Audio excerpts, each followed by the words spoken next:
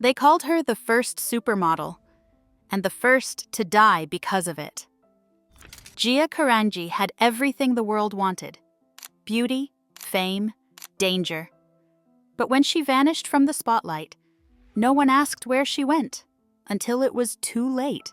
This is the story of the girl who defined beauty and was destroyed by it. Before supermodels had contracts, fragrances, or names the world could pronounce, there was GIA, a girl from Philadelphia with wild hair, heavy eyes, and a gaze that didn't pose. It pierced. She didn't walk into fashion. She crashed into it. It was the late 1970s, disco still echoing, cigarettes still chic, and beauty still defined by perfection. GIA CARANGI changed all that. She was raw, reckless, magnetic. She didn't look like she was pretending to be beautiful. She looked like beauty had found her by accident. In a single year, she went from selling jeans in her father's store to gracing the covers of Vogue, Cosmopolitan, Harper's Bazaar. Her face became the face of the era. Bold, androgynous, unapologetically real. Photographers said she didn't just model, she lived the camera. Every frame was emotion. Every look was a confession. But behind that effortless allure was a storm no lens could capture. Because while the world saw perfection, GIA saw only pressure. And pressure, for someone like her, was gasoline. The girl from Philadelphia, GIA wasn't born into glamour. She was born into chaos. Philadelphia, 1960. A middle-class home torn apart by arguments and silence. Her parents' love burned out early, leaving her caught between two worlds: a father who adored her, a mother who abandoned her. That wound never healed. At school, she was the girl who stood out. Not because she wanted to, but because she couldn't help it. She had that dangerous combination: beauty and loneliness. She gravitated toward misfits, found solace in music, rebellion, and girls who felt like home. When she was 17, a friend took her to a small modeling shoot. The photographer saw what everyone else soon would: lightning in human form. Soon after, she boarded a plane to New York. No plan, no mentor, just instinct and youth. And New York devoured youth like hers. She didn't walk into fame. She ran straight into her own destruction. The meteoric rise. In the city of lights and lenses, GIA became a phenomenon. Eileen Ford, the matriarch of modeling, called her a natural. She didn't need direction. She needed freedom. Photographers like Francesco Scavullo and Arthur Elgort worshipped her intensity. They said when GIA looked into the camera, it wasn't posing. It was confession. She brought emotion to fashion.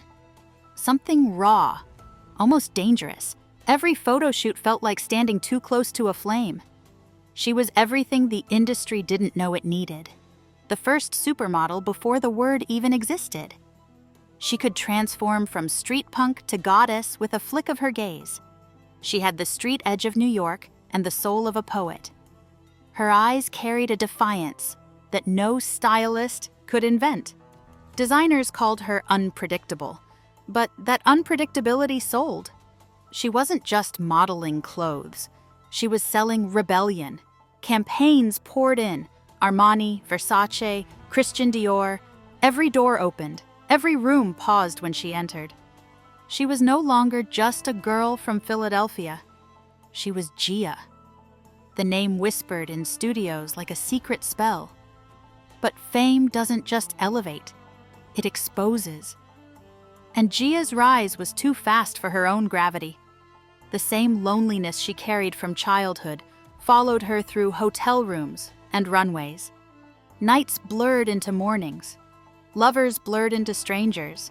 She fell in love easily, deeply, destructively. She wanted connection in a world obsessed with surface, a world that took pieces of her and called it art. And when connection failed, she found another kind of escape, one that came in a needle, quiet and convincing, promising to fill the emptiness that applause never could. The descent begins. At first, it was just a whisper. Gia's late again? Gia's too tired? Gia's eyes look different. Then it became a pattern. The wild child who once ruled the camera was now fighting it. Her spark, once electric and untamed, flickered behind tired eyes. Heroine, silent, seductive, merciless, had entered her story. And soon it became the only thing that made the noise stop.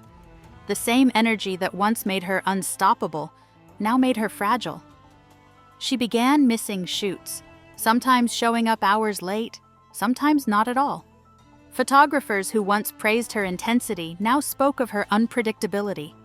Makeup artists whispered about the track marks she tried to hide beneath long sleeves. Stylists found her staring into mirrors, lost in thought, as if she no longer recognized the reflection the world adored. Friends begged her to slow down, but Gia never believed she was falling. She thought she was flying, the same way she had when fame first found her. She started disappearing for days, returning with new stories, new promises, new lies she told mostly to herself.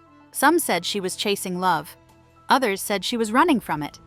But no one really knew what haunted her when the lights went off and the applause faded. Every high bought her a moment of peace, and every crash left her emptier than before. Photographers found her nodding off during makeup sessions, her chin dipping toward her chest as mascara brushes hovered midair. Assistants tried to wake her gently, afraid to break the illusion of the icon they once worshipped. Agencies sent warnings, then ultimatums.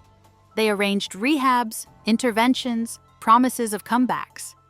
But in fashion, compassion has a short shelf life. When beauty becomes unreliable, the machine moves on. She was dropped by clients, blacklisted from campaigns, whispered about in studio corners. The girl who had once defined a decade was now a cautionary tale, traded in hushed tones backstage. Her once golden name became an unspoken warning. Don't be like Gia. But addiction doesn't care about warnings. It doesn't care about fame, beauty, or history. It only asks for everything: your time, your truth, your soul.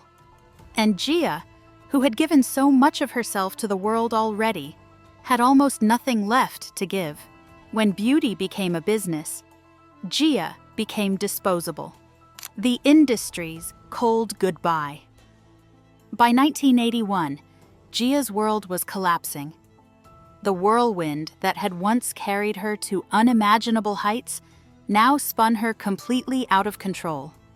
The same flashes that once celebrated her now burned like interrogation lights. The same city that once worshipped her beauty now turned its face away. She checked into rehab, checked out, checked back in.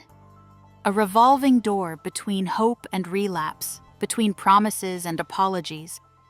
Every clinic hallway echoed with the same lines. I'll do better. I'll try again. And every time, she believed it.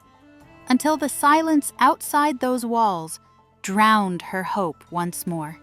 Each stay came with vows. To get clean, to rebuild, to start again. But the world outside those clinic walls was louder, faster, and far less forgiving. It wasn't a world built to wait for broken things. And Gia, no matter how iconic, had become one of them. The headlines stopped, the calls stopped, the cameras stopped. The same magazines that had once called her the future of fashion no longer returned her agent's calls. Photo editors replaced her name with new ones scribbled in red ink. Cindy, Linda, Christy. The future was already moving on, and it had no room for ghosts. In an industry that survives on perfection, Gia's imperfections became her exile. The girl who had once graced every cover now couldn't afford the magazines she had once ruled. Those glossy pages that once shimmered with her power became relics, proof that she had been. Her face stared back from coffee tables across the world, frozen in time, while the real Gia sat in hospital waiting rooms, unnoticed, unphotographed, unseen. She tried to return. Once, twice, maybe out of hope, maybe out of habit.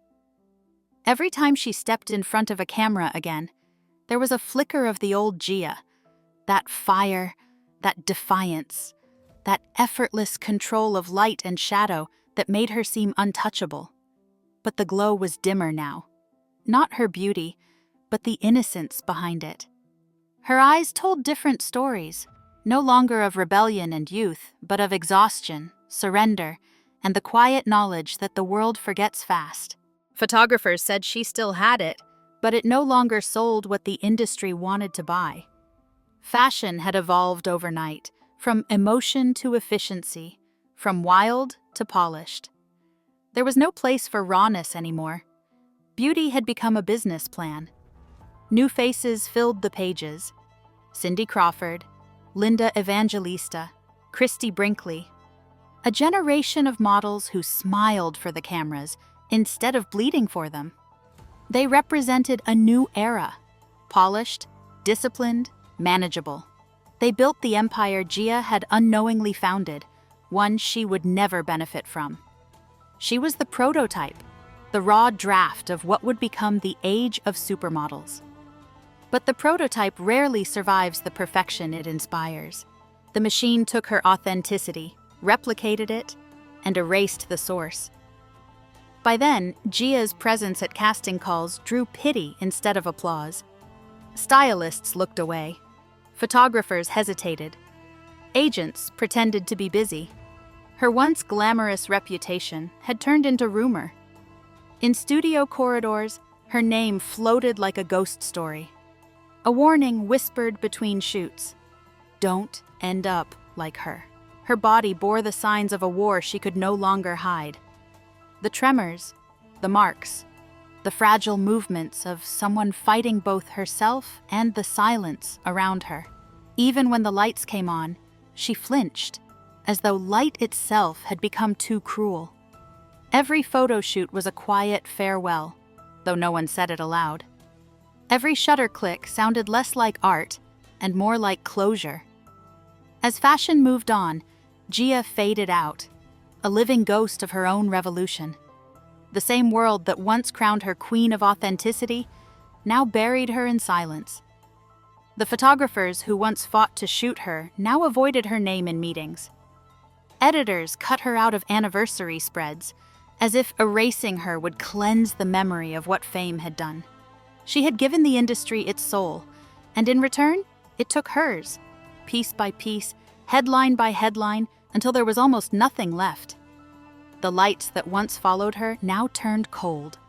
The applause that once echoed for her now echoed against her. And by the time the cameras turned elsewhere, Gia wasn't just out of fashion. She was out of time. For a moment, the world that had built her paused, and then forgot. But even in forgetting, it left her shadow everywhere. In every lens, every pose, every carefully crafted illusion of rebellion that came after her. She tried to get clean, but by then, the world had already replaced her.